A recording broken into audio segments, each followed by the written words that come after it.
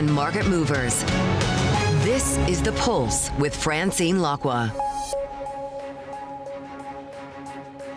Good morning and welcome to The Pulse. I'm Tom McKenzie in London. Let's start with a developing story. A strong earthquake rocking Myanmar, shaking buildings and triggering evacuations in neighbouring Thailand and Vietnam. A second tremble was felt soon afterwards. Let's get the latest then now with Bloomberg's Vietnam Bureau Chief Francesca Stevens, who joins us out of Ho Chi Minh City. Francesca, thank you for joining us. What is the latest? Yeah, look, it's been strongly felt across the region, this earthquake, and the Thai capital. People fled out onto the streets. We understand that at least one person is dead and around 50 people are injured after a 30-storey building collapsed in Bangkok. That's according to emergency services there. That building had been under construction and one person is believed to remain trapped under the rubble. The Thai Prime Minister has now declared a state of emergency. The stock and futures exchanges halted trading and Thailand is setting up a 24-hour emergency centre. In Bangkok, the Transport Ministry has ordered all public transport services to suspend services immediately. And the central bank there says it's monitoring the situation closely, but has confirmed that payment services and financial services remain fully operational at the moment. The impact on the industrial parks and manufacturing hubs, that's yet to become clear. Now, as I said, the tremors were felt across the region. Here in Vietnam, our building in Ho Chi Minh City shook and our office on the 14th floor in the centre of the city was evacuated a short time after. In Hanoi, hundreds of people rushed out of high-rise buildings after feeling the tremors there. What's not clear at this stage is quite how bad the impact is in Myanmar. A state of emergency has now been declared in Mandalay and the capital Naypyidaw, as well as some other regions. But of course, details are still trickling out across the region about the extent of the damage. OK, an important update. Bloomberg's Vietnam Bureau Chief Francesca Stevens in Ho Chi Minh City. Thank you very much indeed. Let's get to a Bloomberg scoop now, because we have learned that the US is pushing to control all major future infrastructure and mineral investments in Ukraine. A draft document grants the US first claim on profits transferred into a special reconstruction investment fund and requires Kyiv to pay for all US military and economic support since the start of the war. Bloomberg's EMEA News Director Ros Madsen joins me now for the latest. What more then, Ros, do we know about this document? Well, as you were saying, it's quite an extensive document, and it is about really the parameters of this so-called partnership, or really what they call a reconstruction fund, and the terms of that. And we can see that the US is saying that under those terms they would have first right of refusal on all investment projects in not just critical minerals but in infrastructure. So we're talking roads, railways, ports. We're also talking, of course, oil and gas, not just critical minerals, the ones that Donald Trump talks about quite a lot. So it's a very extensive level of US oversight of investment into Ukraine as a whole, and of course a slice of the profits there, and saying that the money that the US has paid in military and economic aid to Ukraine since the war began is essentially the US equivalent of the investment in this fund, and therefore it's all on Ukraine now to pay the rest. So ostensibly a vehicle for Ukraine to repay the US for the money that it sent in economic and military aid. So certainly a lot of advantage there for the US over how money is going into Ukraine, where it's going and where those profits end up, squeezing out Europe from the reconstruction picture potentially, and a lot of opportunity for US companies. The question is it a deal that Ukraine can accept, or is it a deal that Ukraine has no choice but to accept? Yeah, and we know, I believe, that Ukraine has sent a counter-proposal. So we watch for movements on that front, how much progress there is towards signing that potential deal, if signing it is what comes to pass. Meanwhile, we've been hearing from the Russian president himself, Vladimir Putin, and making what seems like a new intervention in terms of how he thinks things could be resolved in terms of the governance of Ukraine. This, of course, coming from the Kremlin. Well, that's right. So Vladimir Putin has lots of views about the government in Ukraine, and it's a long refrain from him questioning the legitimacy of the administration of Volodymyr Zelensky. Of course, a government that was democratically elected in peacetime. This is not an emergency government cobbled together for war on a temporary basis. This was a government that was elected well before the war, but it's a familiar refrain from Vladimir Putin. This government's not legitimate. There needs to be a way to evict it. He really doesn't like Zelensky personally. So it's not that new from Vladimir Putin, but it's the sort of thing that you can imagine him getting in Donald Trump's ear on when they talk, because Donald Trump has also questioned why are there not elections in Ukraine? Why is Zelensky refusing to have elections? Of course, he can't under martial law, under the Ukraine constitution. He cannot hold elections right now, but you can imagine that maybe Putin getting that narrative again to Donald Trump, and then Donald Trump perhaps further questioning again the legitimacy in his eyes also of the Ukraine government. And that's really the risk in all of this, is the narrative between Vladimir Putin and Donald Trump on it. And you touched on something really important, which is that we have seen in recent history evidence of the Trump administration essentially echoing talking points that originate in Moscow, in the Kremlin, and then picked up by the Trump team. So maybe this is a tactic, as you say, by Putin to do just that once again. Meanwhile, European leaders trying to contend with the shifting sands around this. Macron hosting a summit, of course, in Europe, in Paris. They have ruled out, the Europeans ruling out, certainly the French have, in terms of easing back on sanctions on Russia. Let's listen into the French president. En termes de soutien de court terme à l'Ukraine, nous avons aussi We unanimously agree that the time is not right for lifting of sanctions, whatever they are. There shouldn't be a policy of lifting sanctions before peace is clearly reestablished. OK, the French president speaking there. So, Ros, where does this leave the question of sanctions and the question of Europe's role in continuing to impose those sanctions? Well, that's the question. Because you can see from the US, clearly the trajectory is towards easing off on Russia. We saw that as part of the initial agreement for this ceasefire in the Black Sea. The US saying we will find ways, to ease up the insurance burden on shipping, for example, on fertilizer and agriculture on Russia, and ways to quite improve the payment system, which is really code for SWIFT, the international payment system. And so the US is going in one direction, Europe in another. And Europe may say that we'll keep sanctions on. Of course, those are penalising Russia, including in the banking system. But it's very hard for them to keep that line against the US. So you're going to see potential tension there. I mean, the one thing that could be interesting is that SWIFT is actually headquartered in Brussels, not in the US. And so there is some decision-making involved there from Europe about SWIFT. So perhaps that's going to be really the point of tension between the EU and the US, is where does this leave the SWIFT payment system, which is really important for Russia to get back into the tentacles of the financial network globally. So that divergence once again between Europe and the US when it comes to how far to tighten or loosen those screws on Moscow. Ros Madsen, thank you very much indeed. Of course, Bloomberg's EMEA news director with the update there. And we stay on how this is tying in to China and Beijing's calculus, the eroding of that transatlantic relationship between US and Europe, and the way that China can play a role in maybe taking an opportunity here, because China's president has been meeting with global business leaders in the Chinese capital in an effort to boost international investment. Xi Jinping sat down with representatives from more than 40 companies, including FedEx, Standard Chartered, Sanofi and AstraZeneca. He promised to improve market access as US tariffs raise uncertainty. In recent years, foreign investors in China have also been affected by geopolitical factors. We have always believed that maintaining the stability, health, and sustainable development of China-US relations is in the fundamental interests of the peoples of both countries. OK, joining us for a wider look at the markets on what has been, of course, a significant week again on the tariff story, and we lead up to April the 2nd and what Trump is calling Liberation Day with those quote-unquote reciprocal tariffs. Let's bring in Nannette Hechler-Fayd'herbe, then the EMEA CIO at Lombard, Odier. Nannette, good morning. Thanks for joining us in the studio. Lovely to see you. How are you thinking and how are you modelling the tariff impact? Is it still underpriced by the markets, or is the adjustment now been made? I think it's still not fully priced by markets. We have found it very helpful to understand what reciprocal means. It means country by country because the starting positions are different. We have found it useful to distinguish the countries that where the US is running a high trade deficit versus the others where it's not so much the case, and also where there are big tariff differences. And out of that, you can chart basically three groups of countries with different levels of average tariffs that could pan out.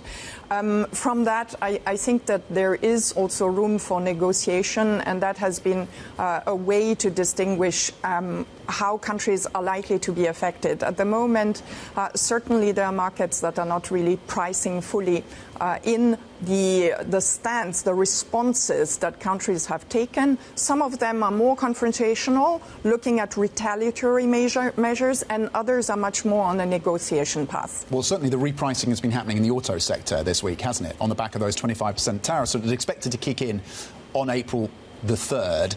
The benchmark in terms of the Stoxx 600 autos index, it's down, I believe, about 25% in the last 12 months or so. It's looking pretty cheap in comparison to the Stoxx 600, almost at a discount of almost 50% on some metrics. When do you look at the auto sector of Europe and think this is a buying opportunity? I think it's perhaps a little bit early there, and I would also say that auto sector is one, but the next sector that might be affected is pharma. This is why I'm thinking that at the moment there is not yet a full picture, because to be honest as well, there has been a lot of noise and back and forth. So I feel that come April 2nd, there might be still some adjustments to expect. Well, that's really interesting. On the pharma sector then, as an investor, do you want to be looking at the way that the auto story has evolved this week and pricing appropriately? Is this a case study that needs to be applied to the pharma sector now? Well, we have to differentiate a little bit, because in pharma it may not be a blanket tariff that is imposed. I do, however, think that a number of indices, for example, take the Swiss index, which has a lot of pharma in there, might actually go through the same adjustment. Since the beginning of the year, both the European indices and the Swiss, for example, have had a wonderful upside, and a lot of good news is reflected in there. Perhaps some of the bad news that was difficult to see through is not fully there. Okay, so maybe some complacency in the Swiss market around the potential pharma impact. We look ahead to earnings. Is the earnings story, the next round of earnings, is that where we get a little bit of clarity on the fundamentals? Is that when you want to start putting in place significant positioning? Is it earnings that we need to get through before we have a bit more clarity on this? I think earnings are going to be a good reality check, for sure. And there are a number of strengths that, for example, some U.S. sectors are coming to the fore. We find, for example, that now after the underperformance in communication services, there's probably going to emerge a good buying opportunity. And we look forward to earnings actually giving some of these confidence back into investors' flows. On the question of the spend from Germany, the fiscal impact, there's the infrastructure piece, there's the defence piece. Some of it will take longer. There are shovel-ready projects in some areas, not in other areas. Arguably, defence is more of an open book in terms of how much Germany can now spend. Are the markets underestimating how much money is going to be put to play in some of these sectors? Again, on the pricing around the fiscal impulse coming through from Germany, where do you sit? I think the fiscal impulse, for example, in 2025 is probably not yet going to be very big. To the point that some of these spending is going to take time before it really feeds into the economy. Most of that is going to be visible in 2026 and probably 2027. So if you think about how the market has reacted, I think that some of these good news is already priced. For example, GDP forecasts are being upped a little bit in not only Germany but in the rest of Europe. But I feel that a lot of these news are actually fairly into market expectations. Okay, Nannette, thank you very much indeed. Always smart analysis on these markets. Maybe Switzerland seeing a bit of complacency, maybe some opportunities in the communication space, and looking ahead to earnings as well in terms of the proof being in the pudding on some of these questions. Nannette Hechler-Fayd'herbe, EMEA CIO at Lombard. Odier, thank you. Coming up, we're going to head to Brussels to speak with the Director General of the European Auto Manufacturers Association following that 25% tariff on autos. That conversation coming up next. This is Bloomberg.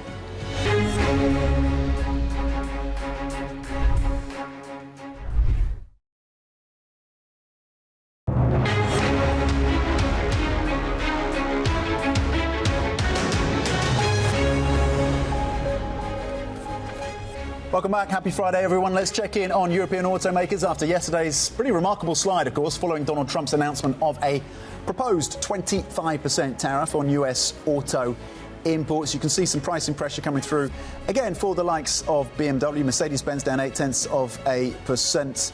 And, of course, you have VW down at the bottom, dropping almost 2% after the sell-off. So continuing the sell-off, the pressure continues on the automakers, particularly with the focus on Germany. We'll wait, of course, both European countries and car makers, how they intend to respond to those levies. To explore some of their options, we're joined now by Sigrid de Vries, who is the Director General of the European Auto Manufacturers Association. Sigrid, thank you very much for joining us. How damaging are these auto tariffs likely to be for your members? Potentially very damaging for our members, but also for transatlantic relations, for the economy as a whole. There's a lot of tension, obviously, globally, this comes on top of already very challenging times. We're at a watershed moment for industry in the midst of a huge transformation and fierce competition. This is very disruptive, and we really hope this can still be averted. If it's not averted, Sigrid, give us your expectation of just what that damage looks like. We've seen the factory closures. We've seen job losses already at these major automakers, particularly in Germany. Do you expect to see an acceleration of job losses? Do you expect to see further factory closures if these tariffs are imposed and not removed? Yeah, I mean, just maybe to start putting the magnitude of all of this a bit into the picture.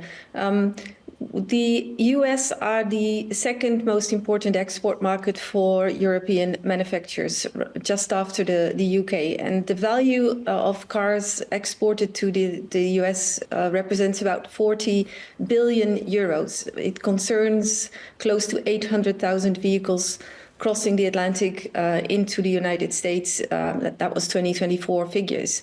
Now, that comes on top, of course, of operations that our members, European manufacturers, have in the US, where they also produce well above 800,000 vehicles each year. So this already, I think, signifies also the deep and intertwined supply chains and industrial relations built over decades to serve local markets, to serve customers well, to build interesting vehicles, advanced vehicles. And just the magnitude of that and the numbers I just gave you tell you something about, okay, a 25% tariffs, that represents a huge amount of money with impact that needs to be digested. It will have to be digested on the US side. Prices may go up, inflationary pressure, less consumer choice, perhaps, if manufacturers would make the choice to import not all of their models any longer. And this is just one option, and I can't speak for any of them. They will make their own strategic portfolio decisions. But indeed, also in Europe, it will have an impact, because if export opportunities are dampened, revenues will go down, there will be pressure on employment. The value chain, the supply chain will suffer. Again, also that will have directly and indirectly an impact on all of the economy over here as well. OK, given that impact, what do you want the EU response to be?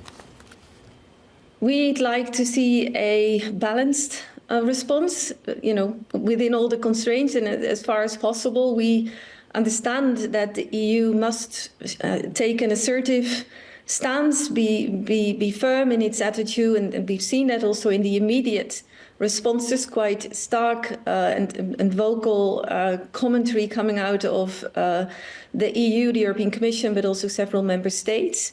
They need to respond. We're now waiting to see what actual measures they may take.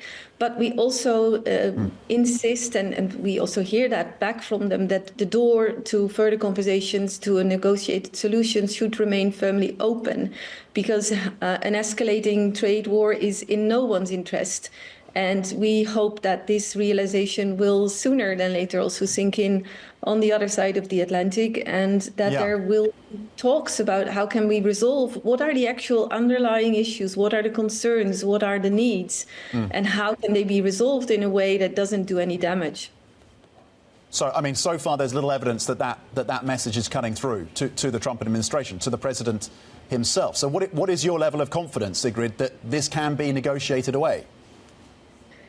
No, you're right. It doesn't look very promising at the moment, but we should stay firm on that course and demonstrate also with facts what the impacts might be. And we can hear it left and right coming from industry, from analysts, from policymakers. So, yeah, we need to keep investing in that dialogue, in that conversation. At the same time, I think not just on the business side, manufacturers will take measures to do damage control, to mitigate their risks. But we also need to look at Europe. I mean, you can't really influence what's happening elsewhere in the US or elsewhere in the world as much as you might want to. So you need to have your own house in order as well. And that means for Europe to make sure that it becomes stronger, more resilient, more competitive. So that's a great place for businesses to invest and to maintain their operations. And I think that's a huge task that Europe is facing now as well. Sigrid, does that involve, are you lobbying for more support for the auto industry? Well, I think it's too early to say because we don't know what measures exactly will take effect and for how long and what the impact then would be. But we do believe, and also with the strategic dialogue that Commission President Ursula von der Leyen has set up on the future of the automotive industry and recently announced an action plan also, I think there is a real realization that competitiveness, economic security altogether are really important, and that the auto industry is a strategic, critical industry to have within the boundaries of, in this case, our European economy. And that's where a lot of focus needs to be, and whether then support measures, but they can take many shapes and forms, whether they are part of that. I think that's a realistic discussion to have. But in the end, it will be a broad package of measures that can be taken and that will be necessary. Are Chinese automakers the ultimate winner at this point? Well,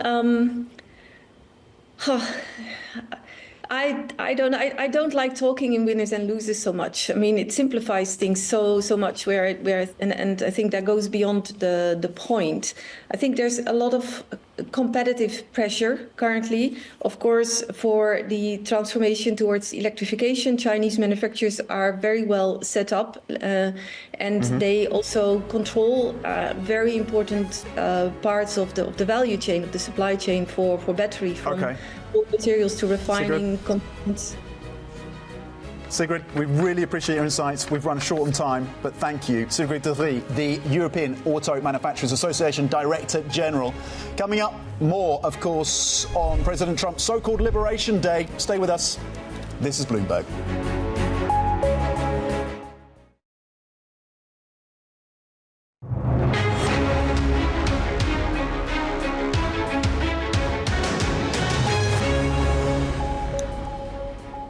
Good morning. Welcome to The Pulse. I'm Tom Mackenzie in London. These are your top stories.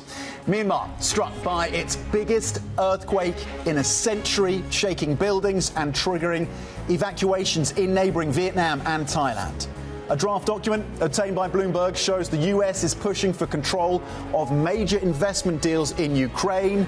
Plus, China seeks to woo investors. President Xi Jinping promising improved market access at a meeting with global business leaders. Back to the tariff story now, where Prime Minister Mark Carney says Canada will fight back against President Trump's trade war, but declined to outline specific actions. Carney says his government will respond based on what the US does next Wednesday, when Trump plans to announce so-called reciprocal tariffs. Canada has already imposed retaliatory levies on over $40 billion worth of US products. We will fight the US tariffs with retaliatory trade actions of our own that will have maximum impact in the United States and minimum impacts here in Canada. We will protect our workers and our industries during this difficult period. OK, let's bring in opening trade anchor Kriti Gupta then for more on this week's tariff salvo. We also heard from the Prime Minister of Canada saying that the US was now no longer a reliable partner for Canada. Kriti, where do we stand in terms of the tariff story? It's been another week where it's been whiplash, rhetoric changing, the action on 25% around the auto market. Where are we now, and how does it set us up for April the 2nd? So the auto tariffs are the most definitive action you've got from Washington when it comes to tariffs, simply because, to your point, we have seen this kind of tit for tat or even threats being imposed, and not an actual start date of these tariffs or what these numbers actually are, not to mention what they actually apply to. So these auto tariffs that we got this week are the very first time that not only markets, but CEOs, investors, economists, and even analysts are saying, actually, well, now we know what that looks like, and we know the kind of second phase of that, which is not just autos, but the auto parts industry as well. So it's easier, in theory, at least, from a kind of cost management perspective to say, all right, well, the supply chain looks like this. Here's how we can manage around it. So that is one piece of this equation, but there are more coming, as you point out. And I think that's where it's really crucial, because with auto tariffs and the early indications that he would issue them, he also mentioned things like pharmaceutical products. He's also mentioned things like really every other sector except for the energy infrastructure. And I think that's a really key point when it comes to what Mark Carney had to say about the Canadian response is, one,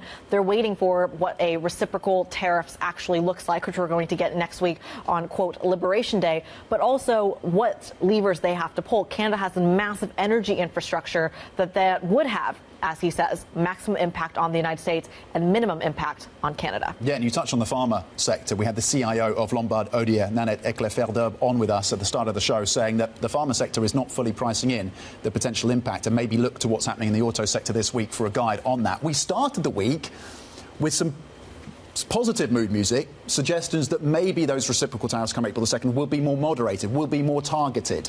Where do we stand now when it comes to April the 2nd, quote-unquote, Liberation Day? Well, the math is still so tricky, and I know I'm kind of saying the obvious here, but it's also because not only are we looking at sectoral tariffs, which is what this week has all been about, but it's also been a thing of how do you quantify non-tariff barriers, things like EU regulation, which of course we're expecting fines on Meta and Apple from the EU Commission going into next week, things like VAT, for example. These are some of the things I put forward to his former Commerce Secretary, Wilbur Ross, in an exclusive conversation yesterday. Take a listen. Non-tariff trade barriers are in many cases even worse impediments to our trade than the tariff barriers. If a Mercedes is bought in Germany, there's a VAT on it. And in most countries, it's around 25%. But those same countries rebate the VAT on export. So without tariffs on our side, a Mercedes would literally cost less in the U.S. than it does in Germany.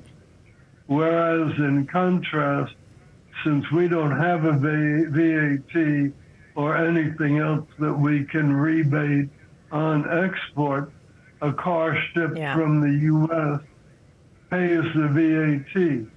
So an American car shipped to a VAT country costs more in that country than it does at home.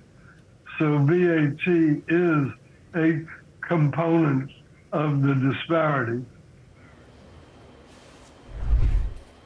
So Wilbur Ross, the former Commerce Secretary over in the United States under the first Trump administration, he also made the point in that interview that he's worried about execution risk. So he says tariffs are the sound policy. They make a lot of sense, as he just talked about. But the swiftness, the volatility of not just tariffs, but potential layoffs within DOGE and the domestic policy, that's where you could see some mistakes potentially being made. OK, some important insights then from Wilbur Ross, brought to us by you and that interview. Kriti Gupta of the Opening Trade, thank you very much indeed. Now, concerns around the US economy are fueling a rally across emerging markets. The shift is being led by expectations that President Trump's tariff policies will weigh on US growth and force traders to look abroad. It's pushed portfolio managers into scooping up everything from Latin American currencies to Eastern European bonds.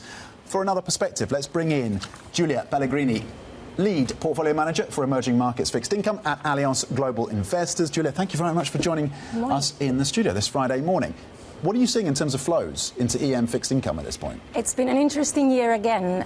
We come from about 3-4 years now of negative flows to the asset class, about $70 billion in terms of outflows from the asset class from institutional investors.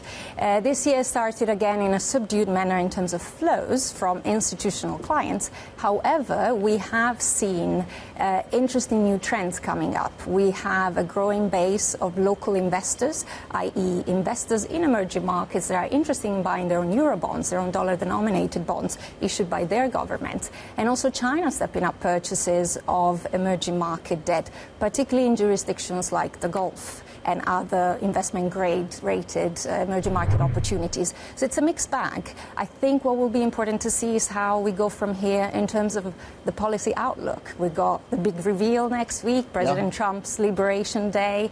Very important to watch, most importantly for, again, the policy certainty outlook. Will it improve it or will it keep it rather unsettled? Is the domestic buy that you're seeing of those euro and dollar-denominated bonds a signal? Is that a canary in the coal mine for international institutional investors to start shifting in terms of significant flows into EM fixed income? Or what is it that triggers that? You saw the outflows, as you said, in the last few years. What triggers significant inflows from international investors? I think what will help the asset class getting new flows from institutional investors is definitely, again, policy predictability on the part of the DM world. We're seeing a lot of improvements in terms of fundamentals on the EM world side. Certainly, rating agencies agree with us because now 10 years of improving fundamentals, despite the hit we saw with COVID, have produced an asset class that is 50% investment grade rated, which is an improvement in fundamentals. Of course, as investors, we're sort of forward-looking students of the market, so we want to position in those stories that still have a way to improve further, that pursue economic reforms, etc., where you can see more work being done and those price dislocations, something you can take advantage of. But I would say, by and large, emerging markets have done some of the groundwork. What we need to see is more policy predictability, particularly on the DM front, some stability in terms of U.S. growth, that outlook being a bit clearer. And I think flows will come back to the asset class because yields are appealing. Yes, valuations are not all out cheap, as you were noting. We have gone a long way, but there are many opportunities because we're talking about a very diverse asset class. We're talking about 80-plus countries, half of it, again, investment grade rated, excuse me, but in general, a lot of opportunities to pick from. How does softer dollar play into that? The Bloomberg dollar index is down about 3% year to date. Local currency bonds, is that where the greater impact is felt when it comes to softer dollar in terms of the lift that could come through there? How are you thinking about the dollar trajectory through this year? Yes, we've seen definitely a couple of good months for us, especially at the start of the year, where that dollar dominance was called into questions after Mr. Trump's first pronouncements at the White House. So we've seen emerging market FX doing much better than expected. Again, valuations are now more at fair value. So going forward, what you'll have to do is pick out what you think will be the winners. Tricky to say. We've got tariffs coming up, but there are pockets of value. We're seeing central bank in Brazil, really keeping up with its tightening in order to control inflation. We're seeing interesting opportunities in South Africa, even in Turkey, despite the recent bout of volatility. So there's a lot going on, but for active investors in emerging markets, if you can select those opportunities, you've got a lot to play with. Well, you touched on Turkey, and for good reason, obviously, given all the headline news and the political risk that some would associate with that country now. Where's the opportunity in Turkey? Well, what we're seeing is that the central bank has really stepped up in its role of essentially price stability guarantor. It's done a lot of work in recent months to start that disinflation process. It has had a very successful run. The recent bout of uncertainty triggered by the arrest of Istanbul Mayor İmamoğlu has obviously led to a number of foreign investors exiting their positions, their long lira positions. Now, the central bank has stepped in by saying, I'm ready to support the currency with FX intervention. FX intervention has been significant in the last 10 days. We've also seen it tightening liquidity with a series of measures. It's got more tools at its disposal, so it can do more if needed. We've seen the situation stabilize. Obviously, what will be key is to monitor two things, we think. The first one, not to see an intensification of popular protests that we're seeing in Turkey on the back of Mr. İmamoğlu's arrest, and most importantly for international investors, also a nipping in the bud of any potential dollarization trend. We need to see locals maintaining their confidence in their own currency. If that is the case, you've got most likely lira stability ahead of us, and hence an interesting investment opportunity. Okay, really interesting in terms of the factors to look for in Turkey before you want to maybe expand your exposure or even dip your toe into that market. India, I know, is a market that you're active in as well, as of relatively recently. What is the Indian opportunity, if there is one? How are you thinking about India in fixed income? Yeah, India is an interesting one. The currency has been an opportunity that we played. It's had its round of ups and downs, but by and large it remains for us an interesting opportunity. India is a growth story despite some hiccups more recently. We will have to monitor very closely what happens next week. Indian officials have been at times rather vocal, saying we have a special relationship with the US. We are cultivating that relationship. We do not expect significant tariffs coming our way. We are not so sure that will necessarily be the case from the White House viewpoint. It's really hard to say. None of us has a crystal ball, but I think it will be important to see how Mr. Trump then develops that relationship from his side of the story towards India, and that will have an impact on asset prices. Okay, there. It's the gravitational pull, isn't it, of Trump's tariff regime, April the 2nd, April the 3rd. Really fantastic analysis across the fixed income market and how you can still find opportunity, particularly in the EM space, euro bonds and dollar bonds as well. Giulia Pellegrini, lead portfolio manager for emerging markets fixed income at Allianz Global Investors. Thank you. Now, this week's weekly documentary looks at the rise in India's stock market. Staying on India, tens of millions of Indians have invested in stocks for the first time. But more recently, markets have stumbled. Is it a blip or a sign of something bigger? In today's India, trading can be a real song and dance. Over the last few years, we have seen a significant rise in retail participation in India's booming equity markets. Up until last year, growth in India overtook major markets across the world. Here's the S&P 500, and here's India's MSCI index outpacing it. But recently, the market's taken a turn. India's stock market is headed for the worst month in a couple of years. Well, stocks in India have wiped out, though, over $1 trillion from their market value. Despite the volatility, retail investors in the world's most populous country are still pouring money into the market. I'm not worried at all about India's current market downturn. In fact, I see it as a very, very good opportunity. The country's expanding middle class traditionally saved in real estate, precious metals, or cash. But now, Indian households are preferring to put their earnings in better yielding instruments like equities. This has regulators on edge, especially as unscrupulous opportunists exploit those new to trading. So, what's led to this boom in everyday investors in India, and why is it making regulators worried?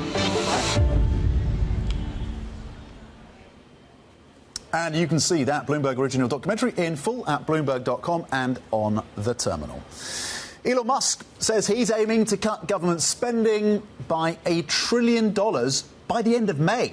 He told Fox News he believes the Department of Government Efficiency, DOGE, can achieve the savings without affecting critical government services. They may characterize it as shooting from the hip, but it is anything but that.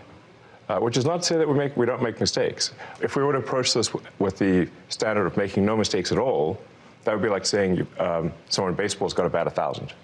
That's impossible. So when we do make mistakes, we correct them quickly, and we move on. To the UK now. Analysis by Bloomberg Economics suggests that this country and the Chancellor, Rachel Reeves, has already had her fiscal headroom halved. Some of that's being readjusted today because you've seen a bit of a bid for gilts, just days after saying she'd restored it in full to £9.9 billion. According to the calculations, financial market moves since the OBR shut its forecast window last month have wiped about $5 billion from the buffer, underlining the fragility of Reeves's fiscal plans. That's pounds, of course, not dollars. We still remain wedded to the pound here, at least for now. Now, Anthony Albanese is seeking to become the first Australian Prime Minister to win consecutive elections after calling a vote for May the 3rd. It's expected to be a closely fought election campaign focusing on cost of living pressures and a housing crisis. Liberal leader Peter Dutton kicked off his campaign asking voters if they feel better off now than they did 3 years ago when Labour was elected. Coming up, European yields drop amid softer French and Spanish inflation data. We're going to dig into the numbers. What does it mean for the markets? What does it mean for the ECB? That's coming up. This is Bloomberg.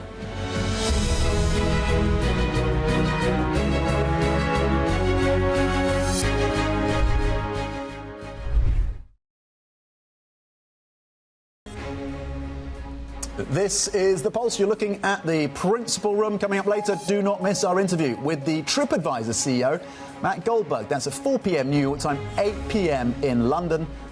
This is Bloomberg.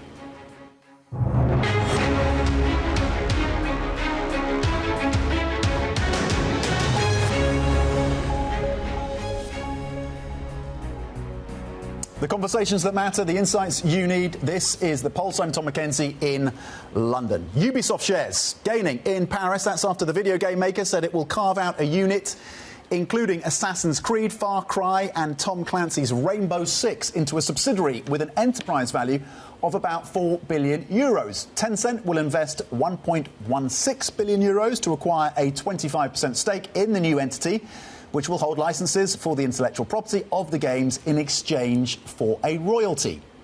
And CoreWeave in the US has raised $1.5 billion in a heavily downsized IPO. The cloud computing provider was at one point looking to raise $4 billion at a valuation of more than $35 billion before the stock market slump. CoreWeave was an earlier adopter of NVIDIA's graphics chips and is building out data centers to offer AI-linked computing.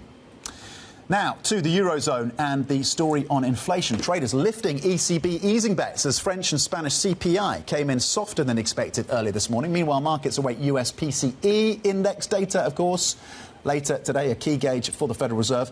For more on this, let's bring in our markets reporter Valerie Teitel and Bloomberg's Western Europe economy editor Zoe Schneeweiss. Zoe, let's start with the inflation story in Europe then. Good news for ECB policymakers. Where does it leave the trajectory for the European Central Bank? Well, good news for ECB policymakers who are on the dovish side. Sure. Those who want to cut in April, and that rate decision is on April 17th, they just got a bit of ammunition to say, yes, the inflation is slowing.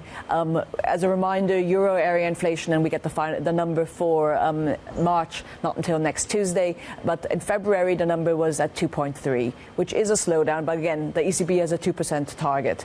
So the hawkish side of the ECB has said, we still are considerably above 2%. We need to cool it. This would be an opportunity to actually hold here. In a way, these numbers now, the ones we got today, we'll get more of a perspective of them when we get the German numbers on Monday and then the euro area numbers on Tuesday. But of course, the big thing that could throw everything is the tariffs that will probably hit sometime mid next week from the US. So the tariff story could derail the assumptions around an April. The next cut being April for the ECB? Yes, completely, especially if there's retaliation. Any retaliation will be inflationary, and that then would be an opportunity for the ECB to say, let's just pause for now and see how the cards fall completely. Because April is very soon. I mean, the rate decision is very soon after those tariffs actually would be announced. OK, let's bring Valerie Teitel, our markets watcher, markets reporter, in on this as well. The inflation story of the US front and centre later today, with the PCE gauge, of course, coming out. To what extent are we going to get any sense of the tariff impact in that PCE mix? To what extent is this backward looking? How much of a focus should the markets put on this number? Yeah, you're right. It is a tad backward looking. It's the last of the big three inflation indicators for the month of February for the U.S. Economy. And to that, guys, I think at least for the central bankers who are watching this print, it's really more in a wait and see mode. They need to see some clarity of the tariff impact and inflation. I don't think we're going to get that in the month of February in this print. What we could get a hint of, though, Tom, is in the personal spending data. Remember, we're kind of on tetherhooks waiting to see when some hard data of a maybe consumer spending pullback does show up. We've seen it in consumer confidence and the more softer surveys, but perhaps the market reaction could hinge more on the personal spending bit of the PCE data today, which could give us some hint on the consumer. Yeah, and you flagged for us earlier that the Lululemon results were soft as well, disappointed, and that stock dragged on some weakness that they are seeing, at least when it comes to the US consumer for their goods. Are the market's right to be thinking, if you're a market participant and you're looking at April the 2nd next week as maybe an opportunity to kind of clear the decks and at least get some clarity on the tariff story, is that the right way for markets to be thinking about it if indeed that is your perspective. Well, I think the markets are starting to question, are we past peak policy uncertainty coming out of the Trump administration? We know that the tariffs have been part of his agenda, right? And if he is going to be announcing, more of his end game next week, perhaps, that does open up the way for a risk asset rally if some of this uncertainty is behind us. But again, it opens up the question of retaliation. If this continues to be a long, drawn-out negotiation that could perhaps even weigh more on the consumer, this underlying or overhanging uncertainty be drawn out for longer. So maybe two sides of the argument there, one for further clarity, one that it keeps dragging on. But there is some chat out there in the market that maybe he announced the auto tariffs early because that was the more hawkish side of the tariff announcement. And maybe he wanted to make Liberation Day a day where equities could rally. And in that sense, the tariffs could be lower than we think. That's interesting. So that would revive the idea that the S&P 500 is something of a guardrail for this president, which has been, that thesis, of course, has been challenged this time around. Zoe, when it comes to what is the understanding amongst economists that you and the team speak to about the impact of the fiscal spend coming through from Germany on defence and on infrastructure, and to what extent that shelters or at least offsets some of the tariff pressure? If there weren't that huge German spending package, obviously the situation would be a lot worse. The problem is the German spending will take quite a while to kick in. We don't have no idea how much they actually will spend on military spending, on defense spending. They basically have carte blanche on that.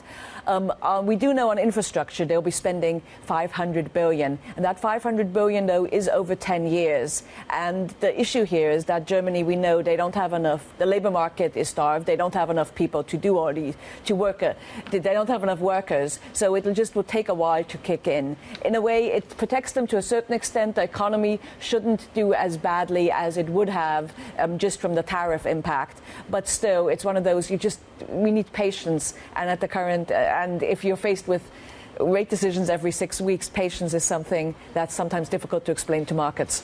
Well, yes, certainly. Some pockets of the market is not having a huge amount of patience. Valerie, before we let you go as well, this is your area of expertise, the bond markets in particular. There's a rally for bonds. That seems to be really the kind of asset story of the moment. Yeah. How much of that is down to softer inflation out of the Eurozone? Is there something else going on here? What do you make of the moves today? The moves today, I think, are driven mostly by the softer CPI data. I think for the U.S., the bond market really hinges on any hints we get from the consumer, right? If you want to think about a big Treasury rally, it would be because the U.S. consumer is softening and we start to get that in hard data and maybe think that the Fed is about to react to it. They're more likely to react to kind of downside hints on the economy.